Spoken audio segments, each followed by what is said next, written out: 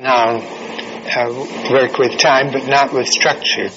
I've become more interested in what we could call process, so that instead of having parts, my music now can be more like the weather, not have a beginning, not have a middle, and not have an ending, and one can play any amount of it.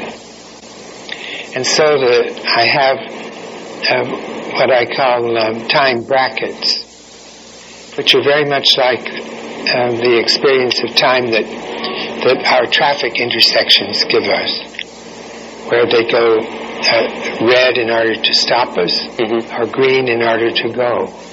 So that a time bracket would be a green period.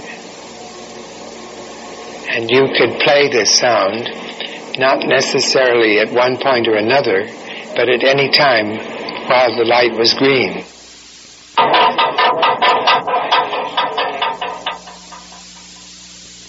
In a way, John is a sort of connector, a central relay connecting us to older modernisms, direct connection to Marcel Duchamp, direct connection to the work of Gertrude Stein, and to the connections of the musique concrète people of the earlier part of the century. In a way, he brought to a head at the end of the Second World War, and I know he was working before that, what was valuable still and what needed to be rethought and maybe re-radicalized in the work of earlier modernism. John, for me, is probably one of the most important poets, maybe the most important poet of the post-Second World War period in America. As a pianist, it's a great challenge to play music by John Cage. For instance, the Etude Australis leaps from one end of the keyboard to the other and crossing hands. I could not describe his music in one sentence. Every piece is new. Whatever he writes is completely new and different again. It's not in one style. My principal teacher was Arnold Schoenberg, and in order to prepare for him, I studied with Adolf Weiss, who was his first American pupil. And I also studied with Henry Cowell, who was the first person to put his hands on the strings of the piano, both to mute them and to pluck them. And I used to hold the pedal down while he would go around to the back of the... With your foot? Yes, I'd hold it down with my right foot. He'd go around to the back of the piano and stroke the strings to play it as one would a harp. About what year was this? This was in the 30s, the early 30s. I had seen him do that before I prepared the piano by putting screws and bolts, pieces of wood and plastic and so forth between the strings. Yeah.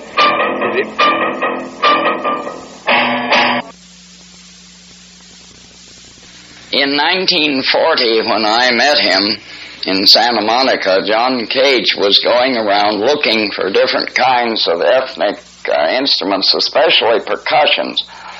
And then I believe in 1941 he actually did do a radio program where he had all kinds of springs and other noisemakers that he made a sort of concert of his own recently put together collection. And he was very unassuming at this time. He hadn't had all the publicity that he gained later. One way that John Cage got people to write about him and quote him and get him into so many books and so many footnotes was to present the prepared piano in various forms.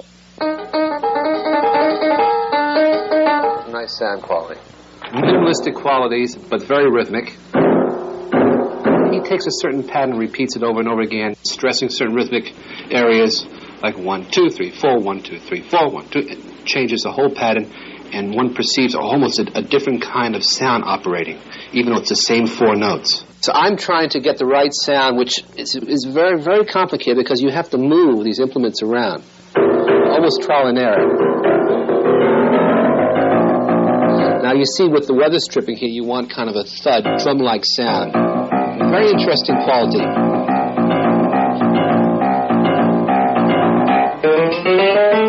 And when you get up to the metal objects, you hear these pings and pangs.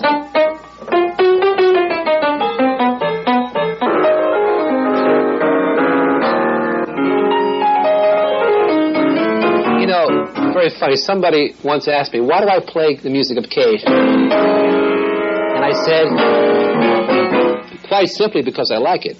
And it has opened up, I think, a lot of areas of my own playing.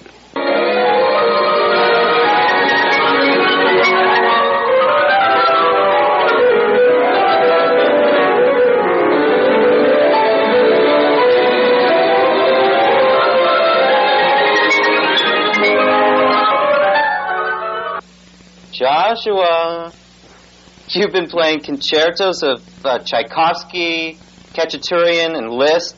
What goes? I mean, you want to come off as a Cage impresario too? I want to come off as just being me.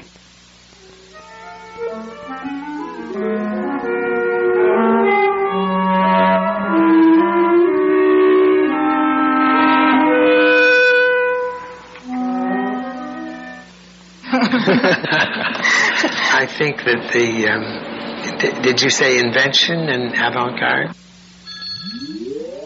Yes, well, my father was an inventor, and I think I inherited from him a feeling for invention.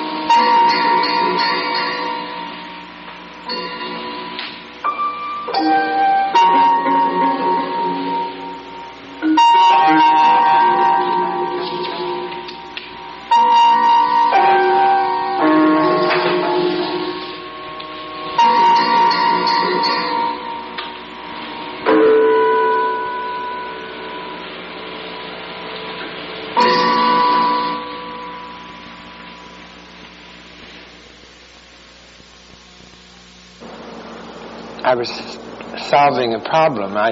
There was a black dancer. Her name was Sibylla Fort. Mm-hmm. And she later became the head of the school for Catherine Dunham here in New York. And I tried to find a 12-tone row that had an African character, and I couldn't find it. So I finally realized that what had to happen was that the piano would be changed. And I had the example of Henry Cowell, but I went into the kitchen and got pie plates and put them on the strings, and I saw that I was going in the right direction. But they bounced. They bounced first. But then when I put the wood screws between the strings, they stayed in position. And I very shortly had a good piece which she liked, and which I liked, and it had the character that her dance had. As John Cage has said, audience, music is all around us, if only we had ears. I've known Cage personally for 23 years now. First met him in the summer of 1966 when I was commissioned to profile him for the New York Times magazine. So I never got involved with chants. Although I've started to compose music, I don't think he's been an influence on my music work as much as other people have. What he's been influenced on, I think I can define in 3 ways.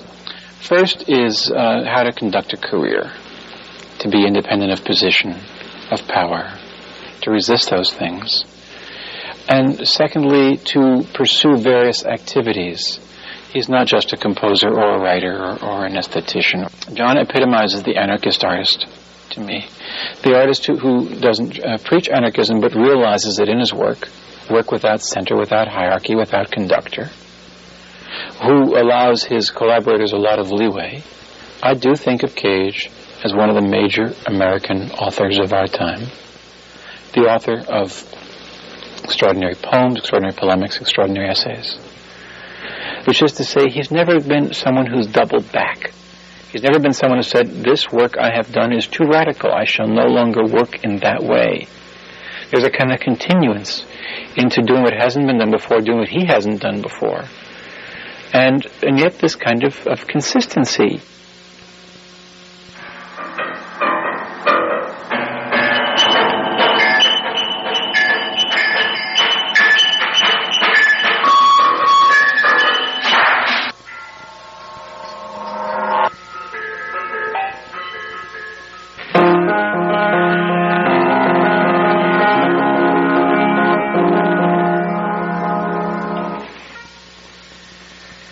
My first contact with John, long before I met him, was through his books. I think I came across Silence in about 1961 or 62. John gave permission to several generations of composers to invent alternate systems of writing, which is what he did. To trust and have faith in their own imagination. This is video, isn't it? Yes. I encountered John Cage's work for the first time, I believe, in 1959 or 1960, when Wesleyan brought out an extremely luxuriant and very attractive-looking copy of Silence, the early collection of his talk pieces. And my first relationship to him was entirely mediated through texts. That is, not through performances. I knew his music. That is, I knew music that he had written earlier, particularly of the earlier music. Things like the piece written for basically was it sand and cello and broken glass. And I'd always found the music very attractive. But as my real response to him was as a kind of thinker, artist, poet.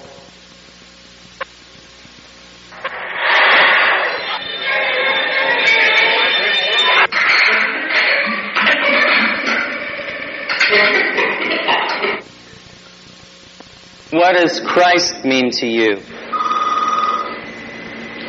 Christ? Christ.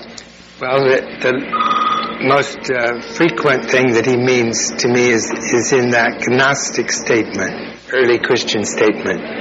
Split the stick, and there is Jesus. It's exactly the same as the Buddhist statement. every being, whether sentient or non-sentient, is the Buddha. What do you think of God? I asked Guy Nearing, who taught me mushrooms. He said he's the only thing that keeps people in line. And I think from an anarchic point of view, the idea of God is too much an idea of government. Is that why you print or have your writings printed in many different typefaces or odd single columns with a lot of blank space? I think we need space. And we need space between ourselves and between our ideas, and we need what freedom we can get.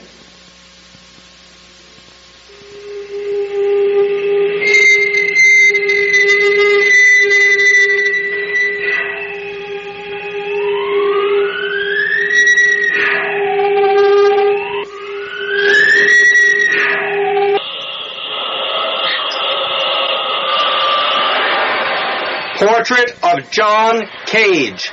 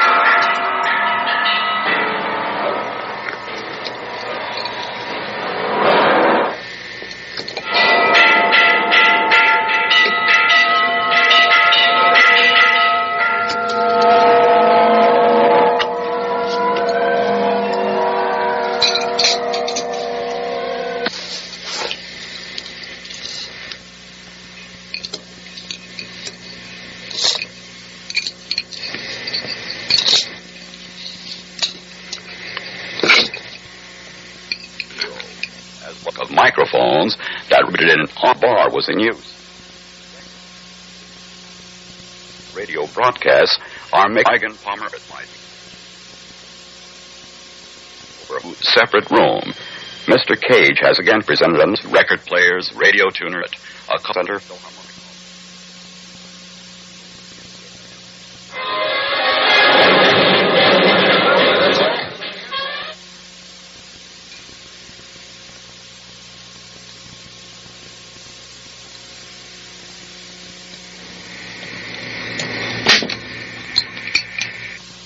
3 minutes and 5 seconds.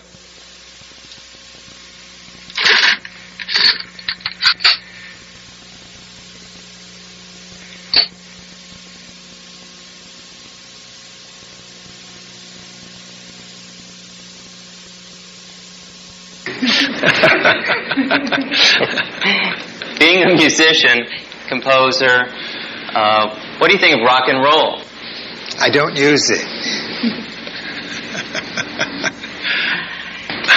To what degree he's affected rock, I can't say for sure. I think the name Cage probably affected John Cage in that he was very conscientious of limitations that were put by society, and he, as a composer, was enthused to create much more interesting cages, cages that would last only the length of a composition to be a work of art.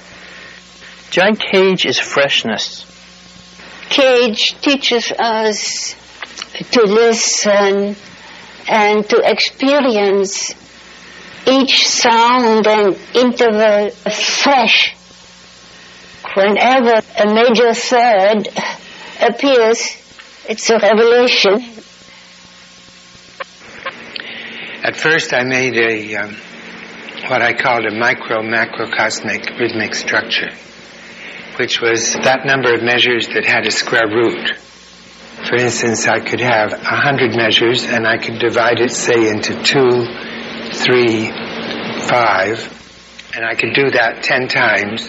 Then the first part of the composition could be 2 tens, and then 3 tens, and then 5 tens, and dividing the whole 10 tens into 2 tens, 3 tens, and 5 tens.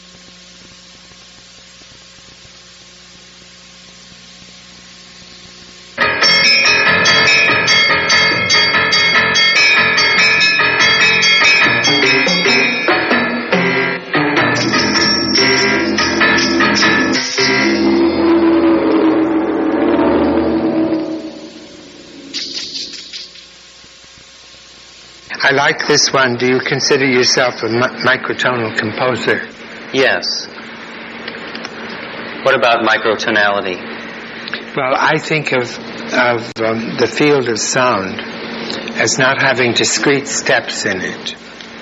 Scales make discrete steps, but I like to think of it as a field in which one could land, on which one could land at any point. John Cage is a liberator in the tradition of Edgar Varese, someone who feels that the whole gamut of sound, linearly from low to high, and the inharmonic possibilities of noise, making a chord that we would just simply call timbre, that is so striking in prepared piano music, in his early percussion works, in some of the adaptions of unusual sound products like manipulations with the radio and certainly the electric cactus idea. For instance, if I take a cactus and I pluck the spines of the cactus, I get pitches which can be either far apart or close together. And when they're close together, they give a definite feeling of being microtonal. Whereas when they're farther apart, they give a feeling of being intervals. They could be seconds or thirds. But when they're very close together, you don't have words for them, except the general word of microtonal. Very close together, meaning? Closer than the piano pitches.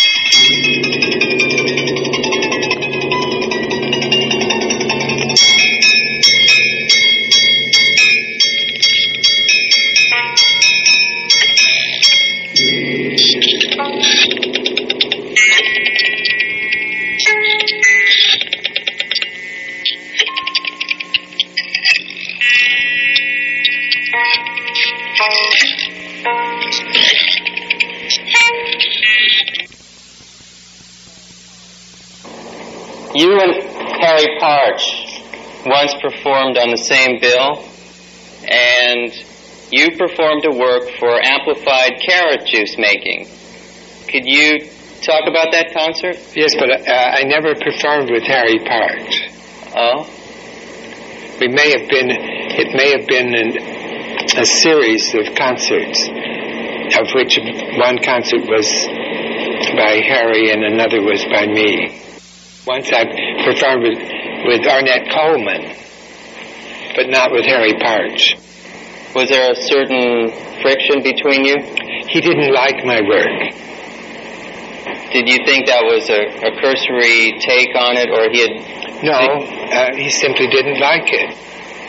I think he didn't like the use of chance operations, and I don't think he liked my attitude toward pitch, which is, as I told you, an attitude toward a field of possibilities.